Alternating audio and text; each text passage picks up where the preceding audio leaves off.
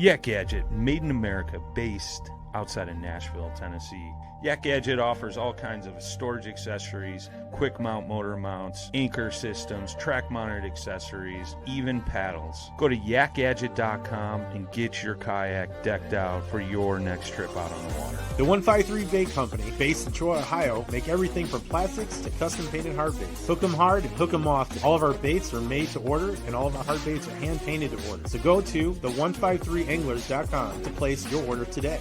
This segment is brought to you by Jig Masters. Step up your game with high-quality performance jigs, spinner baits, buzz baits, and more from jigmasters.com. And always, when in doubt, get the jig out.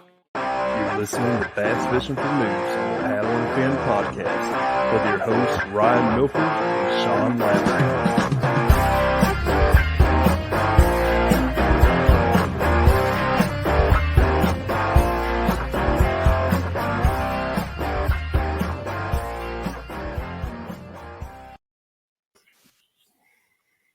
Welcome back to the Bass Fishing for Noobs segment on the Paddle and Fin podcast.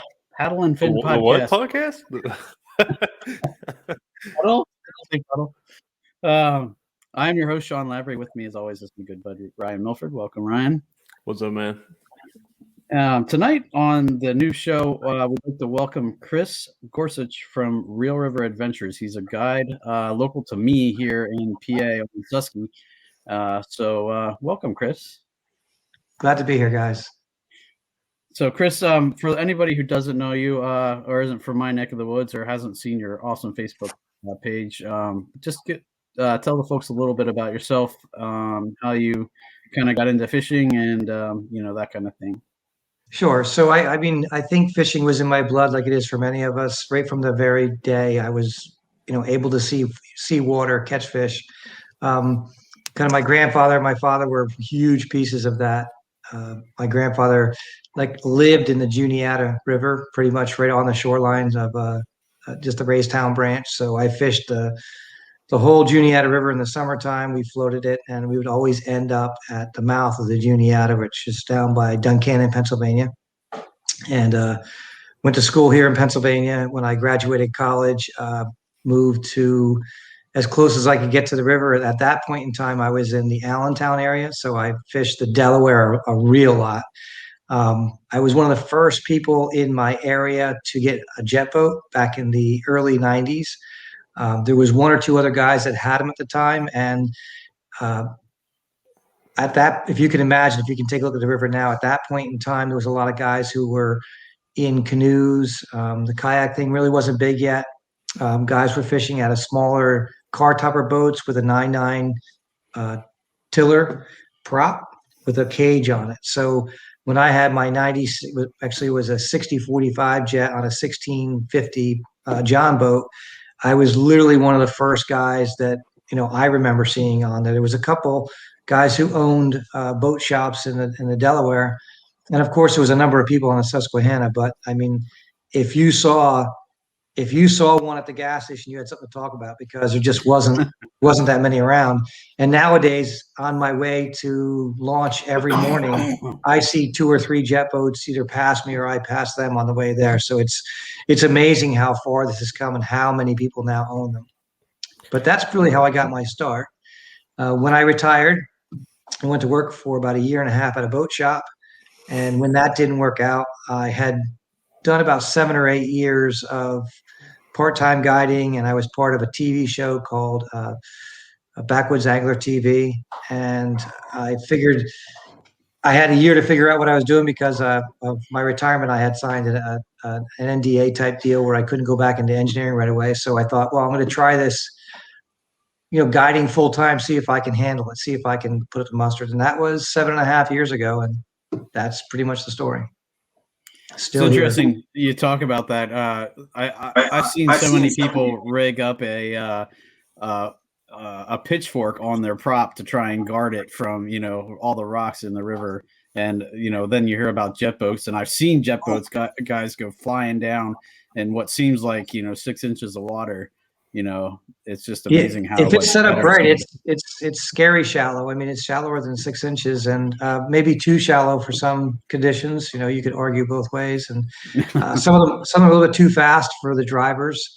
And I'm sure if you've been in a kayak, you've seen what I mean, right? You got to be responsible for not just people in your boat, but those people around you. And some of the kayaks are harder to see. Some of these kayaks, they blend in really well. So, I've had to turn around a couple times and apologize for not seeing somebody fast enough, if you know what I mean. Yeah, that's definitely happened to me a few times. Nothing too crazy close, but definitely been waked a few times. So Yeah. You definitely got to be careful on those things. I got a buddy, he's kind of new to boating. He went out and bought a brand new jet boat and was running it up the river. And I'm not sure the exact details of it, but ended up slinging him and the guy with him out of the boat. Yeah, usually the first thing you do on a jet boat is you season the bottom. You put a few dents in it and get it nice and seasoned. And once those things are kind of done, you kind of takes the edge off of the new boat and makes you run a little bit safer the next time out. But yeah, you can get yourself some trouble. I think a lot of these custom boat guys that show their stuff want to be like one of these infomercials where the guys are going 900 miles per hour around rocks and slipping around things. And that's really cool until somebody gets hurt thinking that they can do the same thing and not realizing that guy who's building those boats has hundreds, maybe thousands of hours behind the seat of one of those things. So and probably knows that river like the back of his hand. Yeah. So, I mean, it's one of these things where some of these boats are named some funny names to make them seem like they're like indestructible. And the reality is nothing beats a rock, right? So you can hammer on that rock all day long, but aluminum versus rocks don't work. So yeah, the rock's gonna win pretty much all the time. It really does. And I think there's a ways of being a little bit more responsible with your adding, but your ads for your boats, but who knows? Yeah, I guess whatever makes the money is what they're go for. So. Those things are crazy, though. I remember when I first started bass fishing, 7-8 years ago. I was fishing off the bank at the river, and right beside this really, really shallow area. And here come this boat coming up through there. I'm like, well, he's gonna have to turn around right there. And he come right up through. I'm like, how did he do that? At the time, I didn't know what a jet boat was. Yeah, we have riffles here that are probably 3-4 inches, just enough for if you're in an older style or skinny kayak that it doesn't displace the water like some of these newer kayaks. And I'll have these people that are part of a livery service, and they'll be kayaking for the first time, and they'll come through, get stuck on the shoal, and the shoals are real wide. They're several hundred yards wide, and I'll see them stuck on the shoal, and I'll come flying up through there.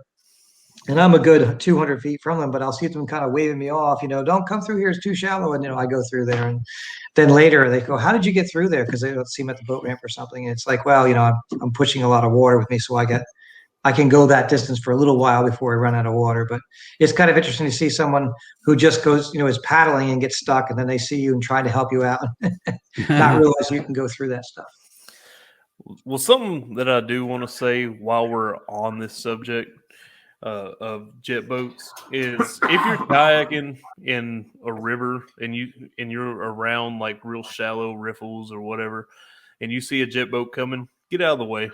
They can't stop. They got to maintain a certain speed to get up through there in that shallow area. So just move. Yeah, out of the way. I think it's a two-way street. I think there's some things.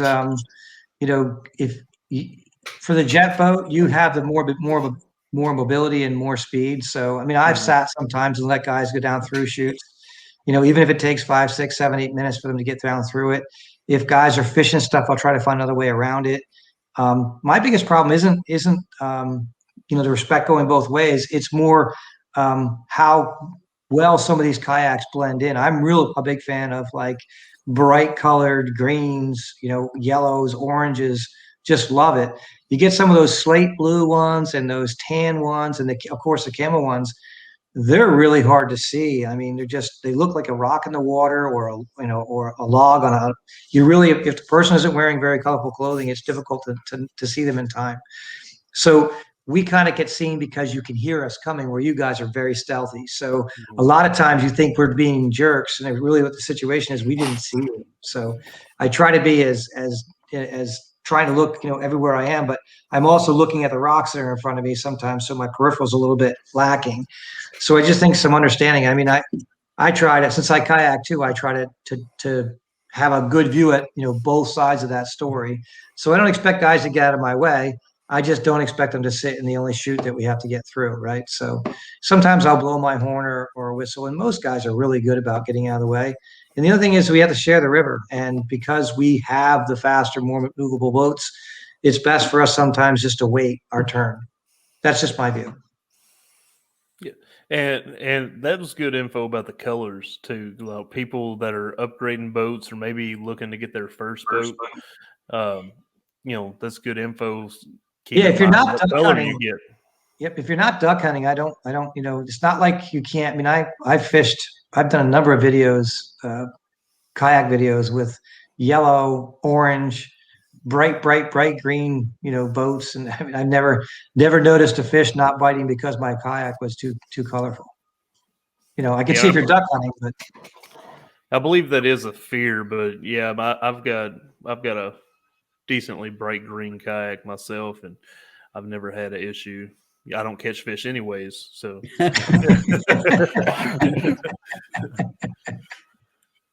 Well, Chris, I was lucky enough to see a recent seminar that you did. I guess was that for the Delaware River Association or something? It was for the Delaware River Association, and I did it again actually for some local guys here on the Susquehanna. Yeah, and I caught the end of the first one, and I caught all of the second one. And I was kind of hoping maybe we could cover a little bit of that. You were talking a little bit about kind of the transition into spring, then to summer. And then there was a couple of good tips there. I don't know if you don't mind sharing. No, sure.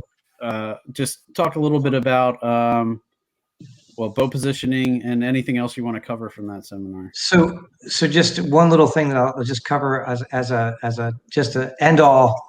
There is no such thing as an end all when it comes to some of these things we're finding out about bass. And if you would have asked me, I've been writing for 27 years for magazines, and I've been guiding this is my 15th or 16th year guiding. And I spend a lot of time on the water. I see a lot of things, and I'm telling you that the more time I spend doing this, the more I realize how little I know about it. And what I mean by that is I'm learning something every single day. It's what keeps me happy about doing this job. And being an engineer, I keep a lot of records. I keep a lot of, things that would just drive some people is just nuts, the stuff I keep track of. I mean, but I'm constantly relearning, understanding. And one of the biggest reasons for doing the transitions for bass is how much these bass are moving. I have a friend that we're talking constantly, and it's amazing how much day-to-day moving that you get when you leave winter, where these fish are pretty much stationary all winter long. They do very little moving. And then when that water starts to break into the upper 30s and low 40s here in Pennsylvania for sure, New York, New Jersey is probably exactly the same way, Delaware, Virginia, West Virginia, because I fish all those places. They start to move. And, if you have a small river, they usually use the banks. They'll travel up the banks, and you can almost look at a map and know what side of the river they're going to be moving up on based on depth and where the current seams are, where the current breaks are. And they'll move. I mean, InFishman did something years and years ago. I'm not sure if I was allowed to mention that, but they did a great report about how far bass in the river travel to spawn. And someone, wrote like 12 miles or 8 miles. And it just seemed ridiculous to me because there's just so many spawning areas. Why would they have to travel that far? But I'll be honest with you. I've seen small creeks where they'll go 4 miles up a small creek in a few days. So if they'll do that in a creek that feeds the river, it's very likely that if they go up to the next creek that's 2 miles away, they just traveled 6 miles without even really trying. So it's amazing how much they move. And I'll be on a pattern where I'll be getting great numbers and great size of fish. And all of a sudden the next day, after 3 or 4 days of this great pattern, I'll be catching different fish. And I mean different fish, the different class of fish, much smaller fish. And a few days later, it transitions again where I can't find a fish. I've got to go out and start looking for them. But what I've been able to track over the last couple of years is where they are in the river and how fast they move if there isn't a cold front, if there isn't any rises in the water temp and rises in the water levels. But that's one of the tricks for learning how to find these fish. And as the water drops, they'll start to transition away from the shorelines and into these current seams that push them into ledges or into island breaks in the middle of the river, where you can actually pretty much follow them day after day after day, moving upriver until they hit their destination. Now, sometimes when I say upriver, they may curl up a creek, and you'll be catching them along this bank that goes to this creek for 5-6 miles. You'll be catching them almost every day, and then all of a sudden they're gone. And they're really not gone. They're just so far up these creeks, you can't get your boat up to it, and they're just up inside these creeks. And that's the fish that you were fishing for. And it's amazing how the big fish move first. I mean, that's the biggest lesson that I'm learning, is that I have to be on the water, early to mid March, because I want those biggest fish first. And if you've been following my reports, you'll see some of the monster fish we're catching, because you're out there when these first fish are leaving. So based on metabolism, based on how much they have to eat to keep this body mass, based on procreation, the bigger fish generally have more eggs. They have to move first. They're the first ones to go. So it's like an early pregnancy, right? If it's your first child, you generally have a bunch of false pregnancies. So these people who have 6, 7, 8, 9, 10 children, their deliveries go really quick. I think that's a lot of the way it is with some of these bass. They realize they have to get to where they're going. They start earlier and they arrive sooner. And therefore, if you're following them, you get a chance to catch them all the way up until they're about ready to spawn. So that's why transition was so important for me to cover. I had read something interesting about that too, that bass will often return to the place where they were spawned, right. and there's something about that area that they know, and they will return even if they move far, far away from it. Right. Similar to salmon. Of course, they don't have anywhere near the scent tracking that salmon does, but a salmon will travel, hundreds of miles if they need to spawn. Where bass, we're talking, 7, 8, 9, 10, 12 miles max usually. But they will go back to the grounds that they were, probably they were born in. It's their home grounds, unless there's some kind of catastrophe, a major flood, or it's silted over so much that there isn't, good habitat anymore, or the food base is gone and it can't keep them there long enough to do their procreation. So as long as you have the food base, as long as there's still the protected waters that were already there. We had 2 or 3 floods in 2010 to 2014 that were devastating floods, 2 50-year floods and a 100-year flood. And it changed places, especially on the Delaware. And I've seen it here on the Susquehanna as well, where you knew fish were going to be there, but now they're less of a place that you can go to. Other places are still there and still holding strong, but they're not what they once were. So that's why I say, usually if they're born there and they last 10 years, they're going to be there every year for, while they're alive.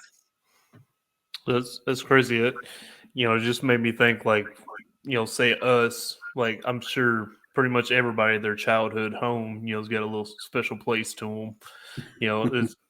I kind of associate that with what you're talking about. Like, it's like their childhood home.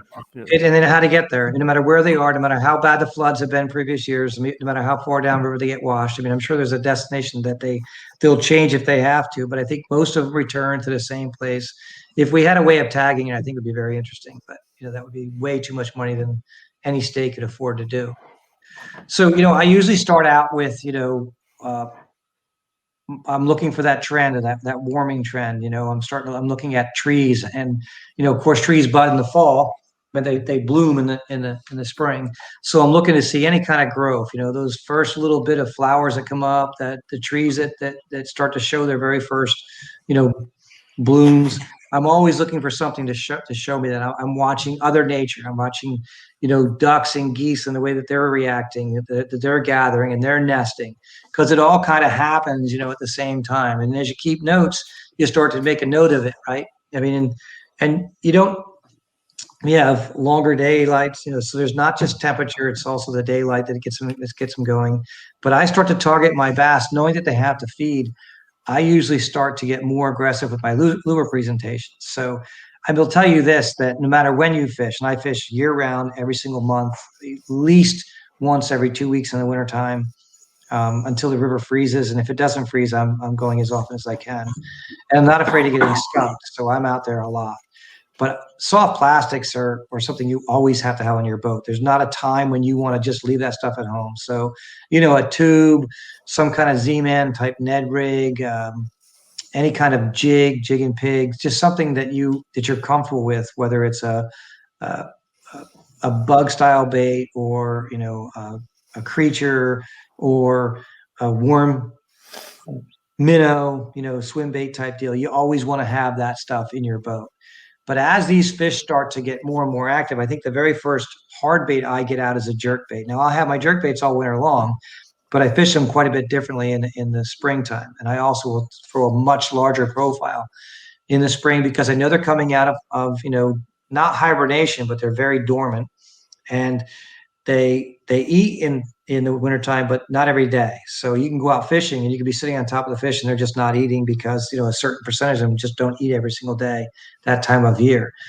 So I'll start to throw the 110, the 115, the 100 size jerk baits, and I'll change my cadence up from being very slow in the wintertime to being very, very aggressive to where the pause is less than 2 seconds. That's kind of where the pause is.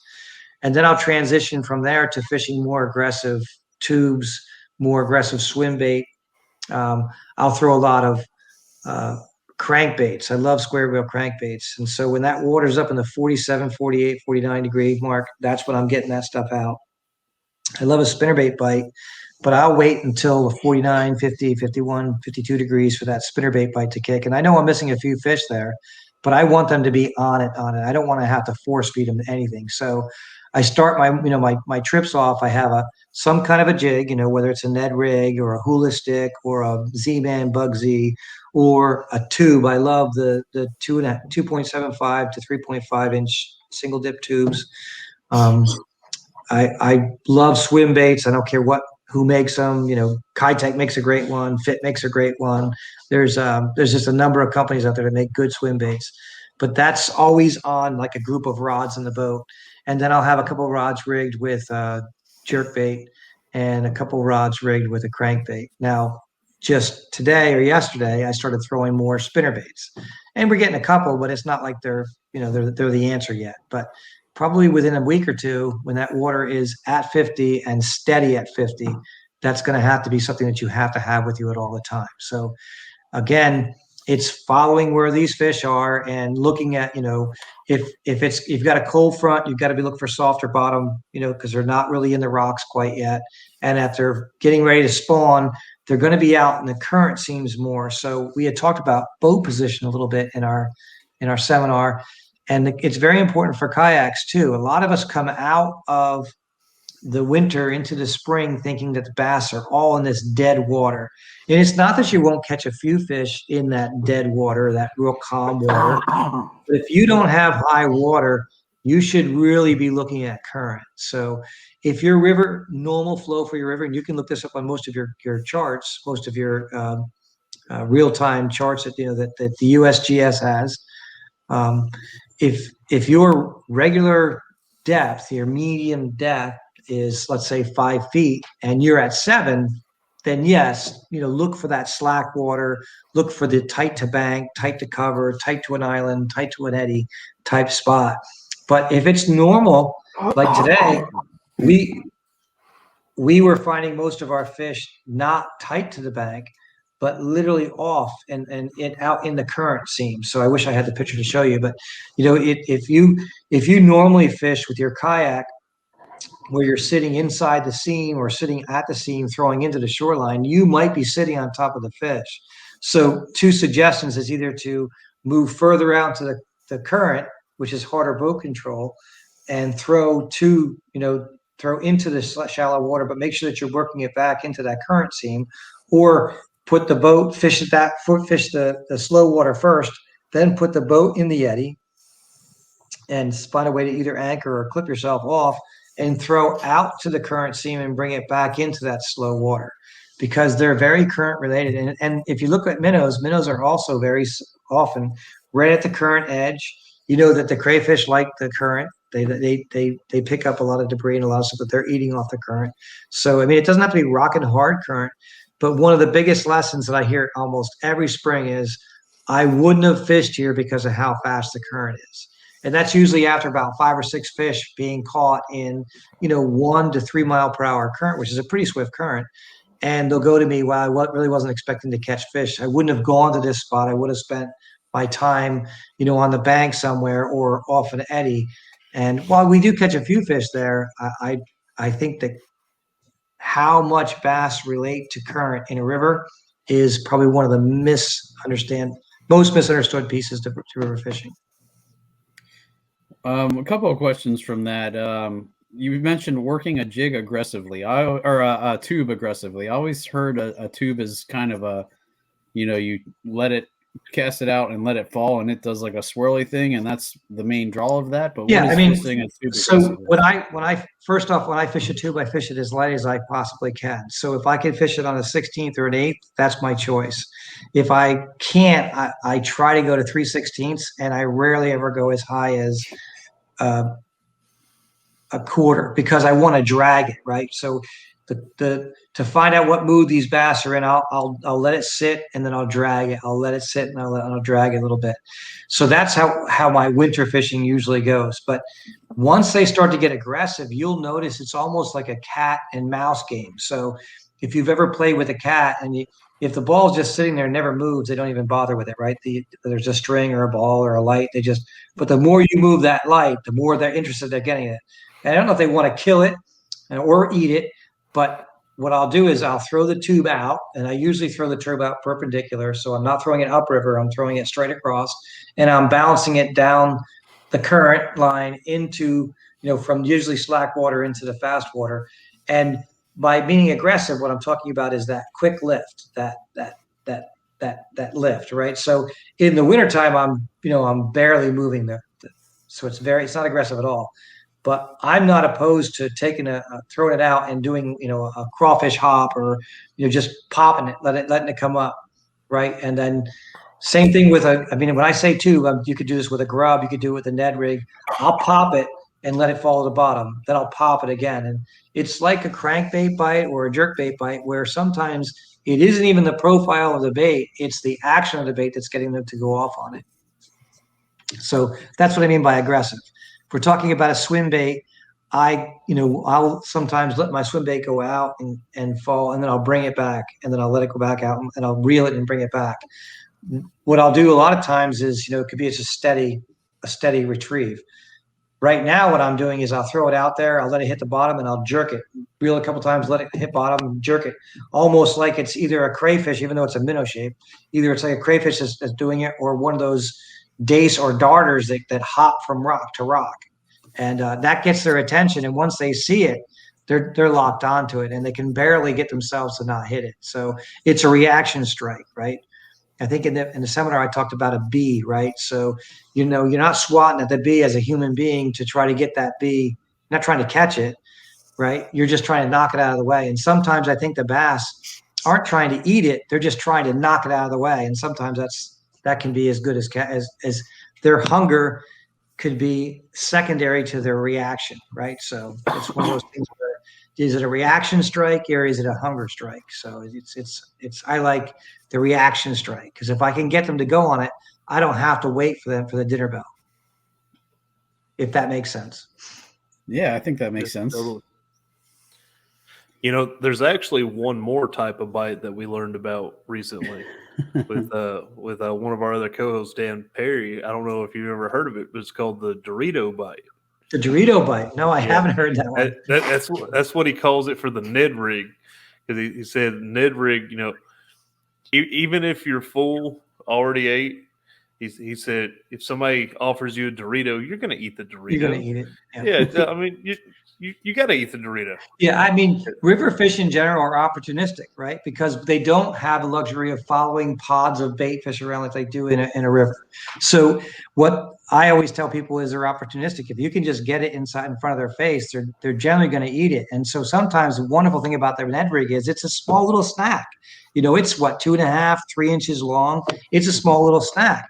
And I've caught, we've caught 42, 43-inch muskie on a stupid Ned rig fishing for bass because it's a snack.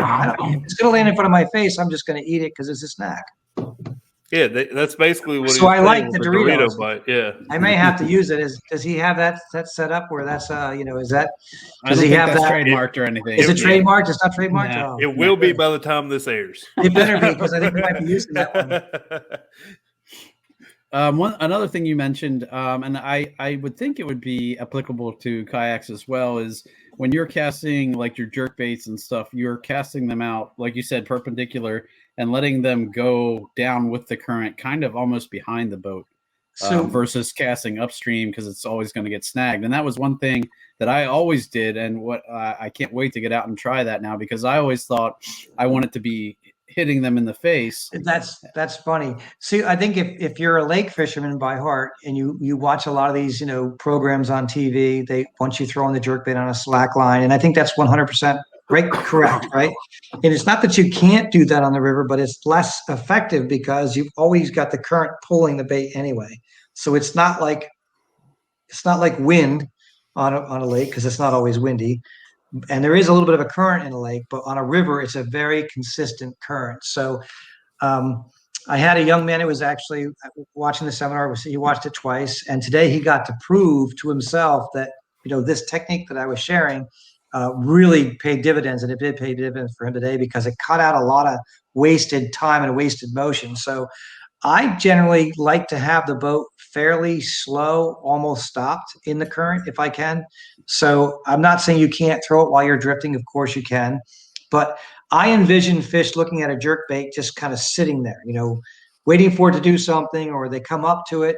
If you've ever watched sailfish come up to a bait, they actually almost swim at a certain 6-7 miles per hour, but it almost looks like it's effortless force. And they're just looking at it and they back off and they come up and they back off and then all of a sudden they hit it. I always, when I'm throwing a jerkbait, envision the fish looking at my jerkbait the whole time. It keeps me engaged in what I'm doing. So I like to have my boat pointed upriver, either anchored or with a trolling motor going, or, if I'm paddling, I usually have a paddle in my hand. I'm kind of trying to keep myself from going slower than the current is going. And I throw that bait out quartered downriver, not straight downriver, not straight out, but quartered downriver, almost at a 45-degree angle, if you will. And I'll give it 2 pops to get it down to where it's, it's supposed to be at its running thing. And I'll give it, let it float, and I'll pop it again twice. But the whole time I'm doing this, the bait really is never on a slack line, except for when I go to pop it. And on a lake, you don't want that. On a lake, you want the bait to quiver and do everything it's supposed to do on that slack line. But if you do that on a river, a number of things can happen. You could be, because it's drifting, you could be getting caught in debris. You could be, literally missing where the fish are. And what we've learned, and I think a lot of river anglers, do this almost without even thinking about it, is by throwing it quartered down and letting it do that swing, right, where it swings behind the boat. They're noticing that, gee, my strikes are coming almost at the very bottom of my swing. So why waste all that time throwing it way up here and letting the bait come slowly down through here? It might take, 40, 50, 60 seconds or longer to get down to where it is, where if you get that strike and you know where it is, you can kind of pinpoint it. Instead of throwing it out 45, maybe you're throwing it out even, 65 degrees, if you know what I mean, rather than just straight out the back. So that's kind of, the big difference between how I throw a jerkbait in a lake and how I throw it in a river. Now, don't get me wrong. If I'm throwing into an eddy somewhere, I'm going to throw it on slack line, right? But if I've got current, and I mean rocking current. Today the boat was literally, at the edge of the current, and I was throwing into waves, and that jerk bait was coming out. And as soon as it broke the waves into the softer seam, we were getting clobbered. So it's not that you can't throw on a slack line, or not that you shouldn't, but in a river condition, especially this time of year, spring and fall, you don't have to, you can kind of let it go down into the current seam. And, that's kind of where you're going to get most of your strikes. And again, if it's working for you, don't stop it. So what I tell people is, if you're getting your bites more out to the side, keep on throwing out to the side.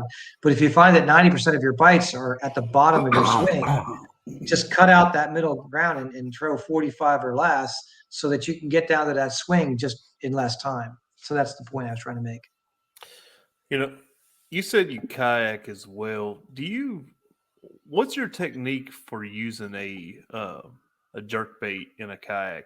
I've got buddies that do it and stuff, but man, I don't know if you're standing, yeah, you can do it, but man, sitting down and trying to do that jerk motion, I have so much trouble with that. It is, and so I'll try to get myself into a situation where I can put my leg out on a rock, or I'll pin myself. I have these little, anchor pins that I'll pin myself into, like more of a slack area, and throw it out into the current so I can still jerk it.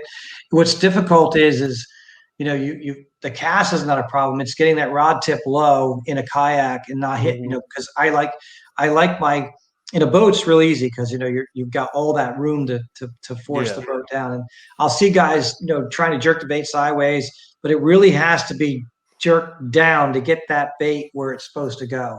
If your rod tip is up or neutral, it's not going to dive to the depth that it's supposed to. So one trick might be to use like a deep diving lip versus a standard, even though you're in only 4 foot of water, because by where your rod tip is, it's going to keep that thing from going super deep, and yet will dive to the area that you want it to. I think a lot of people don't realize that when the direction that they're jerking that in is driving that bait up, not down to dig like it should be.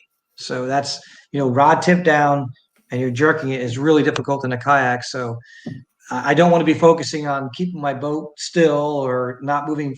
So I'll kind of, either get myself in an eddy where I'm moving slower than the current is, or I'll pin myself, or I talked about this in the seminar about anchoring off with a grabber or something like that. So I can kind of concentrate on that area, because you may have a group of fish at the front of a ledge, where that water's cascading over a ledge, but they're right in front of it or right behind it.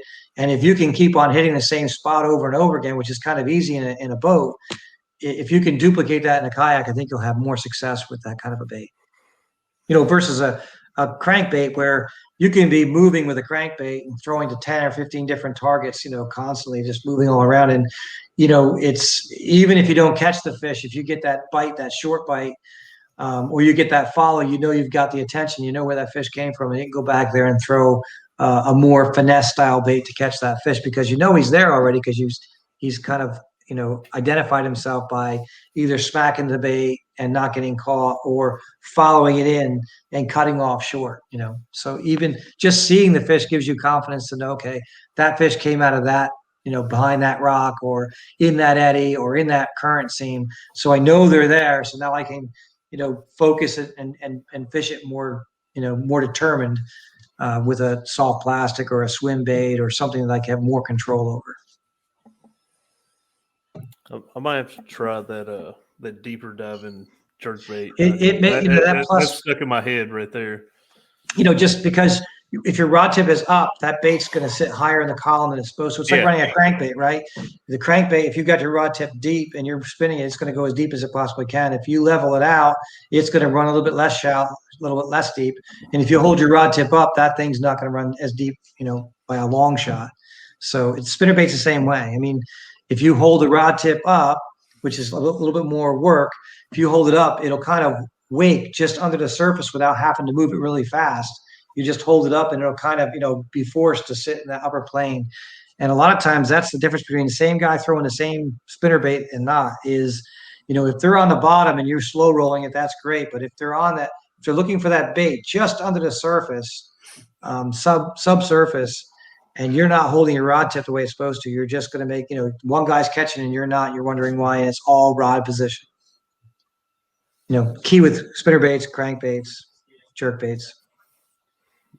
Interesting. And like he said, on a kayak, sometimes you're limited to your rod position, but it sometimes it pays to experiment a little bit. And you'll overcome it. I mean, what I find is that people who wade and people who are kayak fishing, because they can get over the obstacles and because they have smaller areas to fish, they don't have, like today I went 12 miles in a jet boat, right? Who does that in a kayak? You just really do it upstream.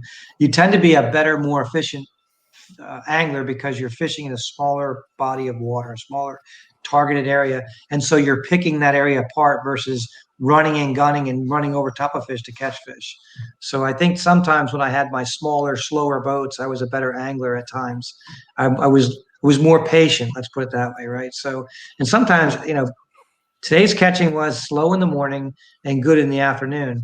And if I couldn't talk myself into rushing, I needed to slow down, knowing that the day would evolve. It always evolves.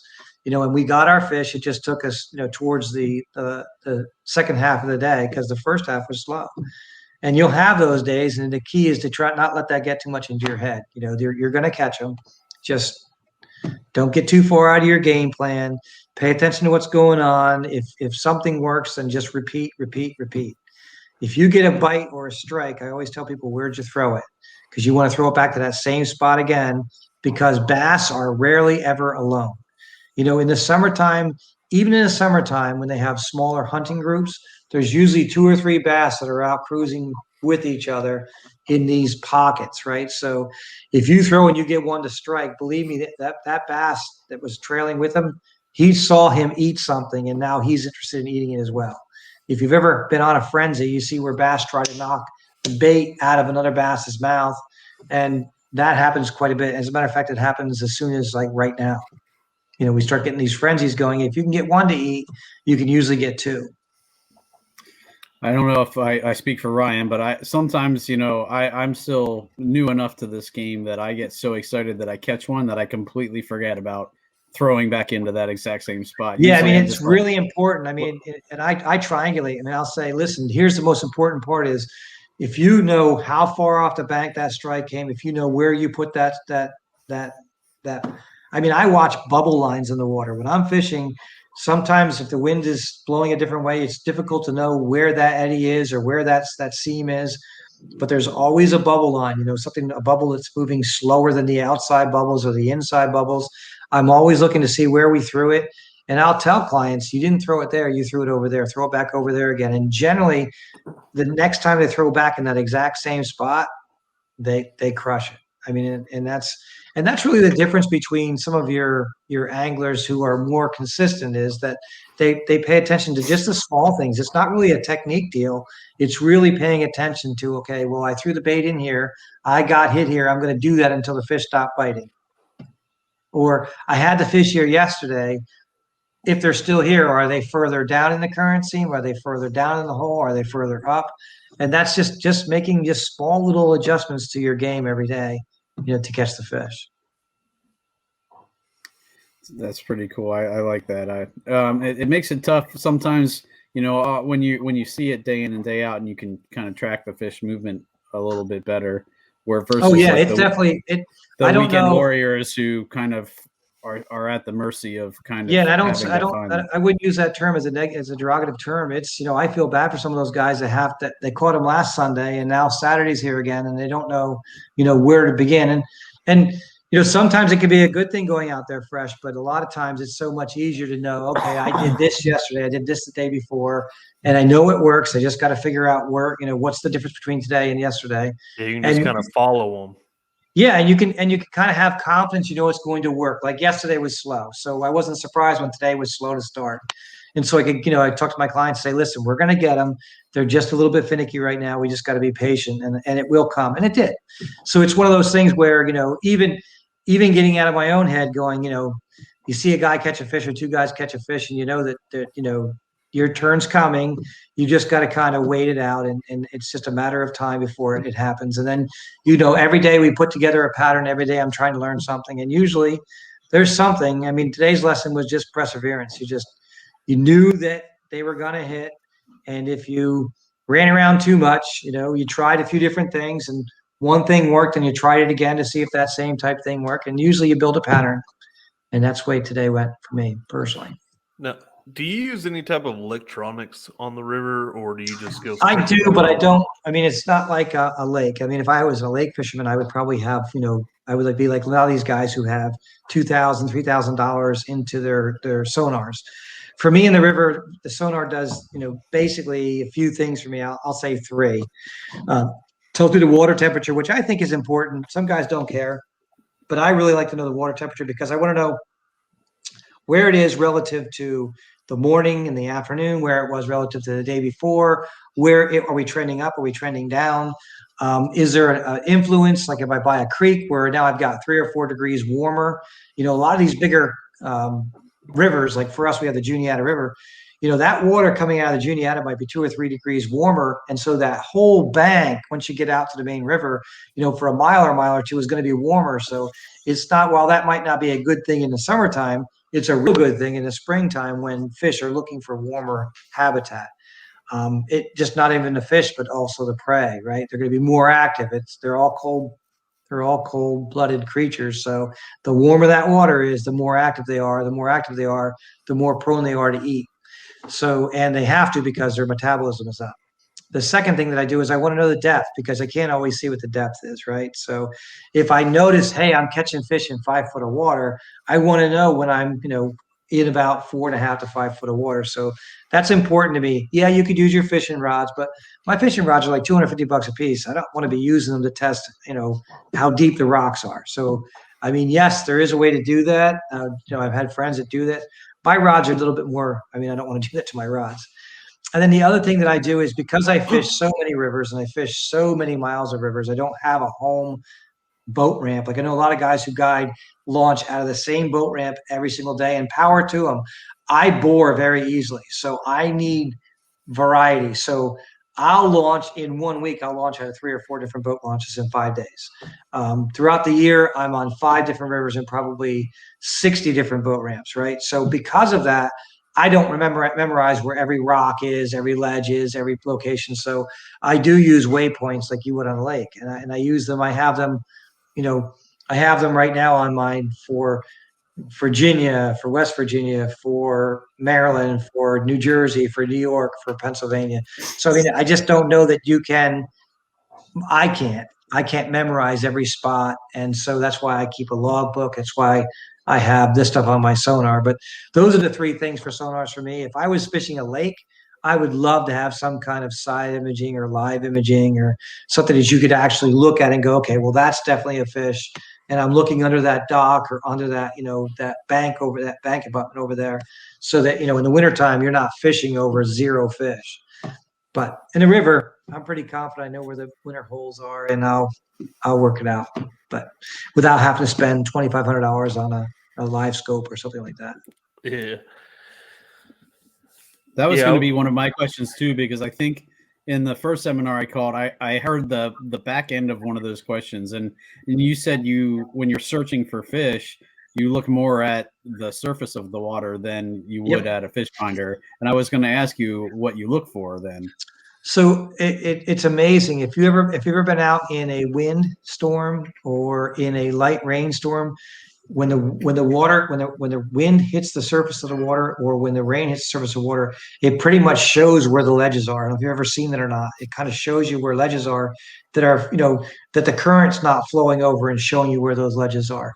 The other thing is you can watch where the bubble line of the current is. Sometimes you can't see the current because there's no visible thing going around the rock, but you can watch the bubble lines do these weird things where they move, or one set of bubble line will be moving this fast and the other one's moving really slow. So you kind of know that there's a flow difference there between, inside the rocks. The other thing I look for is where they come together, because sometimes we have these ledges that will protrude out of the water, and then there'll be a break in the ledge, and there'll be 2 pieces of water that come down into that. And where those 2 currents meet again creates a secondary eddy. So just being able to read the bubble lines, being able to read the water, it's easy easier in the fall when you see leaves floating. You can kind of get an idea where they are. It's a little harder to fish through, but I think learning the bubble lines and learning to read the water, is a key factor.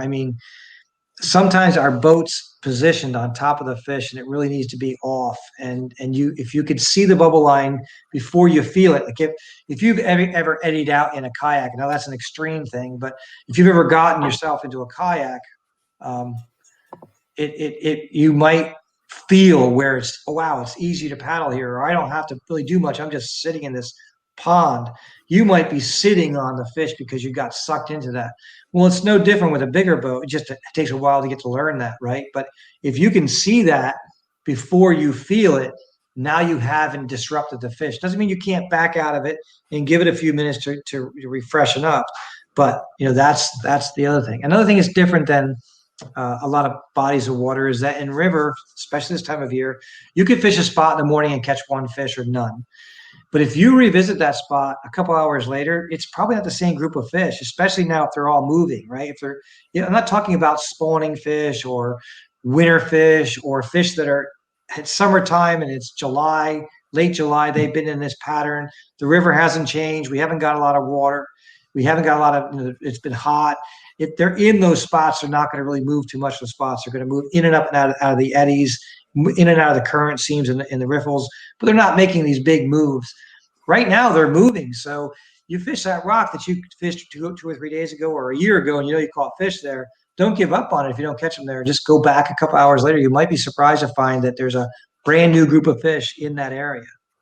So, I mean, it's a time of year when you can refish an area and not really beat it up because the fish are constantly moving. A new group of fish are moving in. And I'm talking more, I'm not talking about a specific winter hole where, those 72 bass are there all winter, and that's what they're going to be there. And if you go there enough, you'll start to catch the one with a bad eye, and you'll catch the one that's got the nose, it's got a shortened nose or something. That's a different story than what I'm talking about when you're talking about the transitions in the spring. There's just so much movement. Would you say that transitions to lakes as well, or are you talking just river? Sure, in a lake. So if you're largemouth fishing, I grew up largemouth fishing also. A lot of farm ponds where I grew up. If I had a bass behind a stump, there was a bass behind that stump almost every time I went there.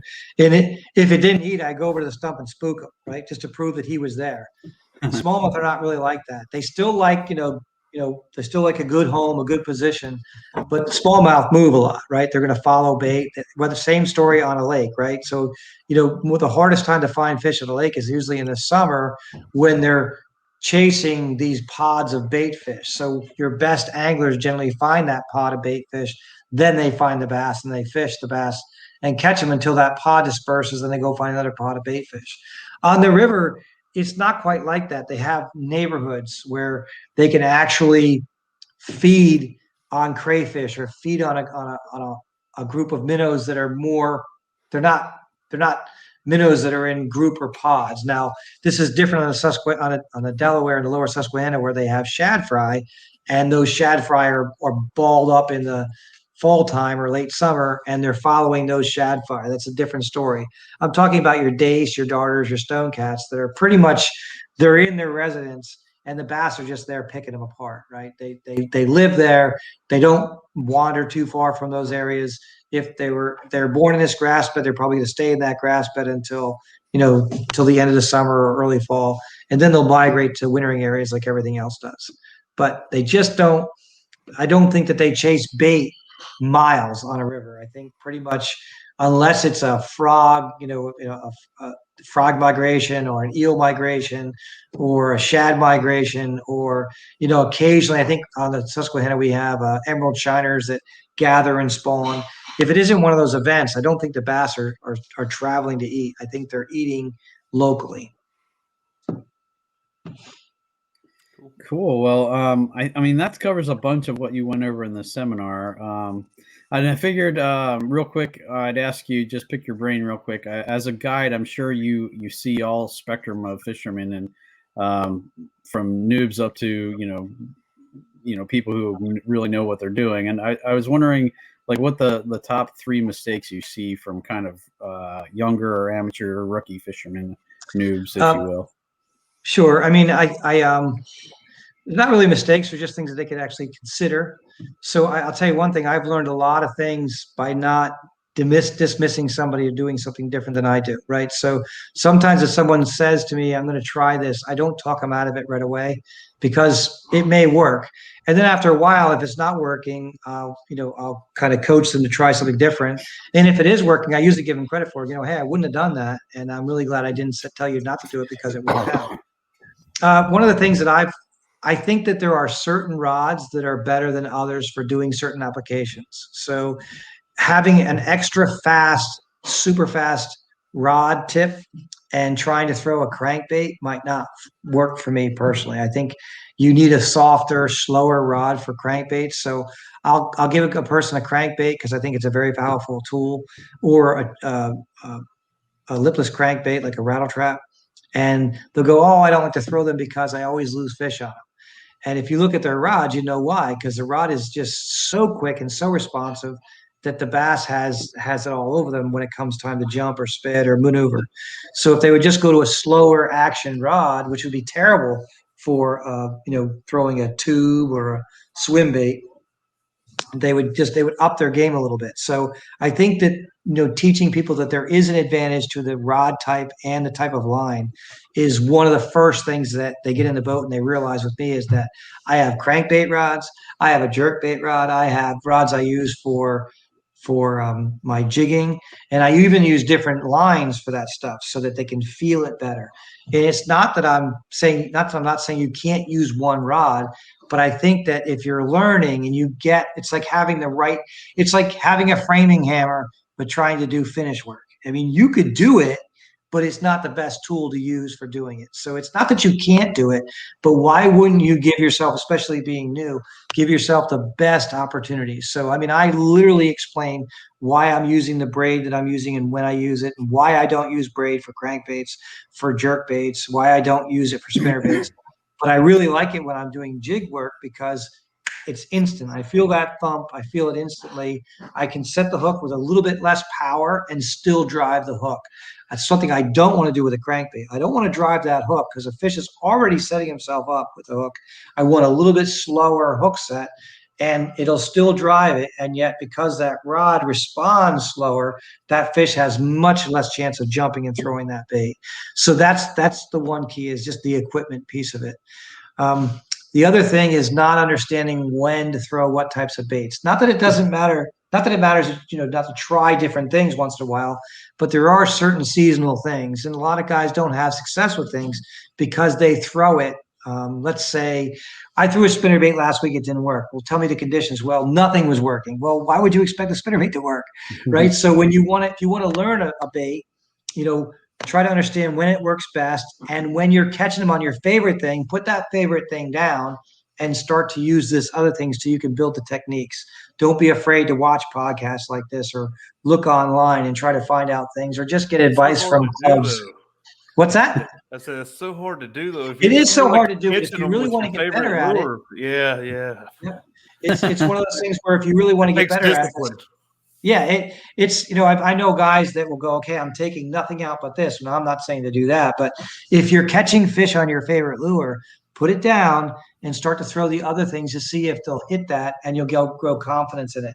I mean, I'll have guys fish a crankbait with me and go home and spend $50 on crankbaits, right? I mean, it happens. They'll never catch a fish on a swim bait. They'll come out with me. We'll catch a whole bunch of fish with swim baits, and they'll order 100 swim baits that night. So it's just, it can be, tough on your wallet, but it's one of those things where once you see. The other thing is to fish with as many different people as you possibly can. So by fishing with a bunch of different people, and I mean fishing with them, either on the same boat or, have your kayaks close by the entire time, watch what they're doing, and you'll pick up a lot of traits that you wouldn't get. So if you're always fishing with the same person, you're going to be limited to what both of you know, where if you fish with a bunch of different people, that's why some of these invitationals or some of these contests or rodeos or whatever you want to call the gatherings where guys are getting together in club events, you learn a lot because you're watching somebody else fish. They might fish differently than you do, right? And sometimes it can be, really tough because you're a fast fisherman and that person is painfully slow finesse fisherman and it just doesn't mix. So of course that's one of the things. So equipment and then learning new stuff. Those are the two things that I see most people do. And the other thing is being too confident in what you don't know. And I think as guides, we're constantly doing that. And so this is not just a newbie thing. It's, well, I saw, Kevin Van Dam, who I really like, by the way, he said, don't do this on this type of a day. Well, I can tell you what, I've caught more fish on top water on sunny days than I have in cloudy days. So just because the conditions aren't perfect for it doesn't mean those fish aren't already looking up and just destroying baits on a sunny afternoon, right? Bluebird sky day, just destroying top water. So sometimes you got to think out of the box and try something, because you can think all the bass tricks there are, all the fishing tricks there are, but ultimately it's the bass who's eating, and they're going to tell you what they want. So you've got to be willing to be flexible. If they want top water, throw top water. If they don't want top water, you can throw top water to your blue in the face. If they're looking down and they're bottom oriented, you're not going to catch fish that day. You might catch one or two, but is that really what you're looking for when you go out on your Friday, Saturday, Sunday afternoons? I think that's definitely some good info, man. So, Ryan, do you have any other questions? I know I have a ton of things I could ask, and I think, man, we'll definitely have to have you back on again, because Anytime. a ton of questions I have. Fishing current, it's still something I've learned. I don't feel like I always have the best feel for my lures when they're in the current, like, especially, you're saying throw light, like, 1/8 ounce, 1/4 ounce. Yeah, I mean, since we live so close, if we could get together one of these evenings, or even this year in the evenings, because I'm usually free in the evenings, I could show you some things that might reshape the way that you look at certain baits and the way we use them in current, and letting the current do a lot more work than what we're doing. And from a kayak standpoint, since you're doing so much with boat control and everything else around you, having a technique that works where you're not, having to be super critical on how that's working and still catching fish could be a plus. So we might want to try to get together later this spring or early this summer. That would be awesome. And I'm definitely going to talk to my father-in-law too and look at your dates for 2022, because I think that would be a blast as well. Super. Man, these episodes with these big time river guys are interesting. Like, especially for me, like, I'm still kind of newer to river fishing. I'm loving it, but I still got a lot to learn about it. Yeah, and I'm telling you, I have this is not to brag, but I've probably written 120 articles on river fishing that have been published, and I have. We did a TV show for 3 years, and I've been guiding for 16 years.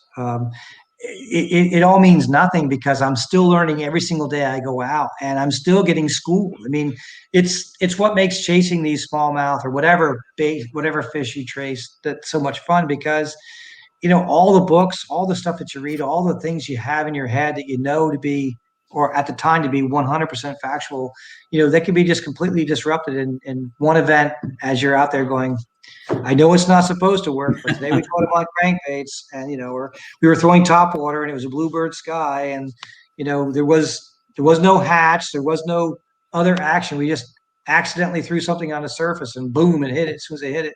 And so we started playing around with it. So I just think it's important that there are some really key factors that you can almost always count on being very true. And there's other ones that will constantly be disproved, because fish are fish. They're going to eat what they want to eat, when they want to eat it, how they want to eat it. Another thing with the river is not just the fishing. Is like the first time I really went out on the river on the kayak, just being out there on a kayak, it's just so much. There's so much more to it than just fishing. Like, it felt more like an adventure out there than it was. It is. I mean, it's been said. There's so many great little poetic things that people say about a river, like you never step into the same water twice, right? Which is true, because it's never at the same level. It's never at the same temperature. It's never the same time of year.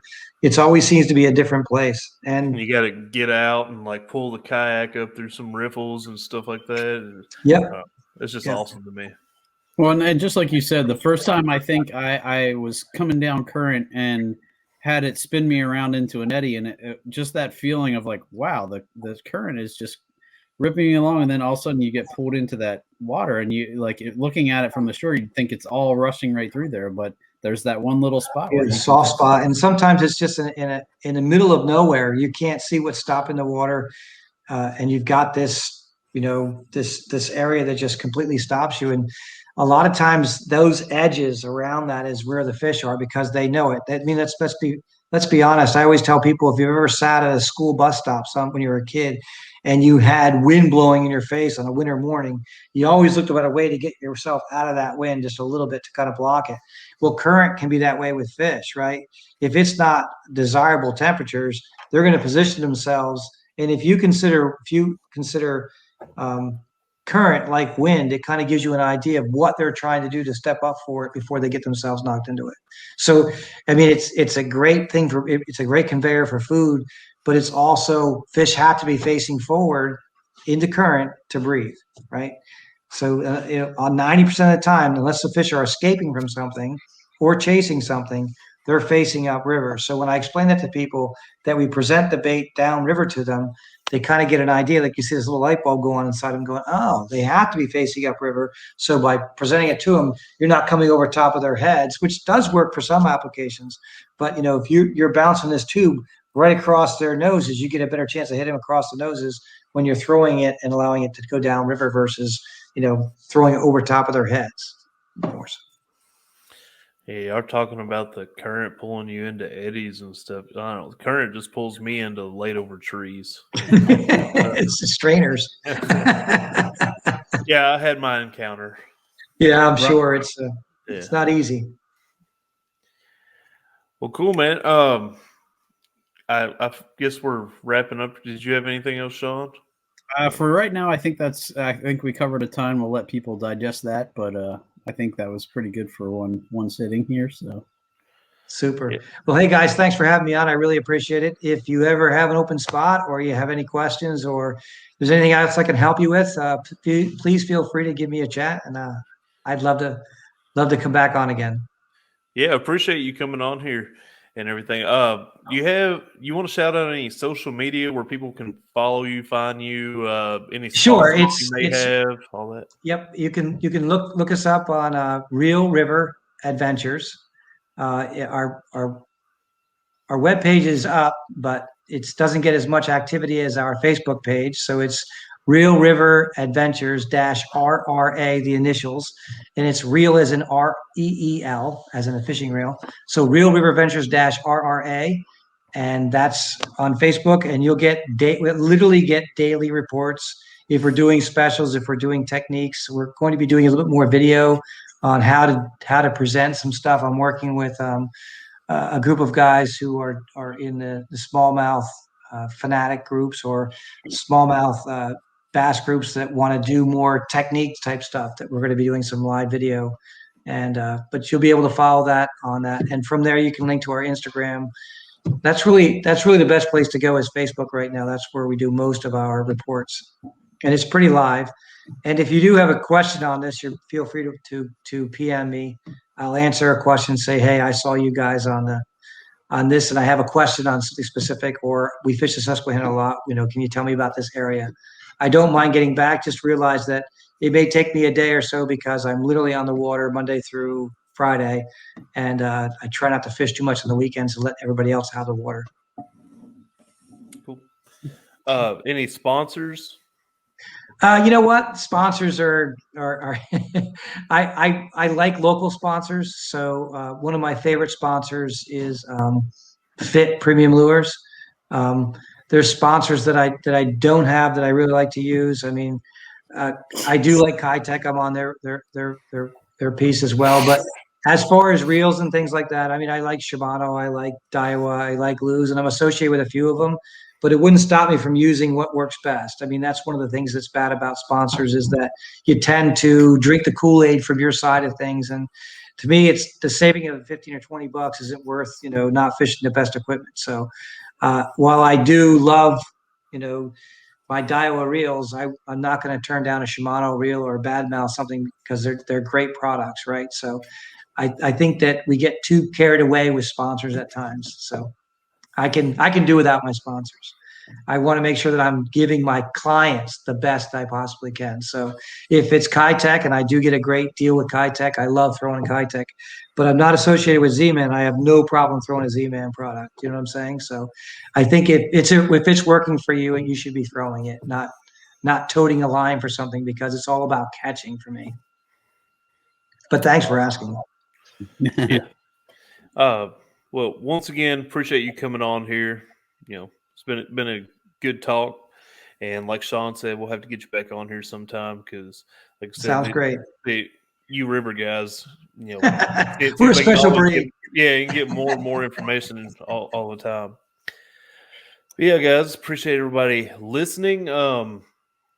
When this airs, the first Paddle and Fin tournament, the Open on Dale Hollow and the Clash of Clubs will be over with. So that's pretty exciting. Go ahead and say congratulations to all the winners there, whoever they may end up being. But yeah, that's pretty exciting for that first event coming up. Other than that, it's been Bass Fishing for Noobs on the Paddle and Fin podcast, bringing you the techniques, tricks, and tips to help you rip more lips. Later, y'all. Take care, guys. Thanks for tuning in to another killer episode on Paddle and Fin. Don't forget to go check out our website at paddle_and_fin.com. Don't forget to check out the YouTube channel at Paddle and Fin. If you got a question, comment, want to hear from a future guest on a future episode, feel free to email us at paddle_and_fin@gmail.com. Don't forget to follow us on social media at Paddle and Fin on Facebook and Instagram. Shout out to our show supporters, Angler. The Angler button and app just makes for a better time on the water and creates a virtual logbook for every fishing outing out on the water. Shout out to Rocktown Adventures, located in Northern Illinois, for all your kayaking, camping, and hiking needs. Shout out to Jig Masters Jigs. When in doubt, get the jig out. Go to jigmasters.com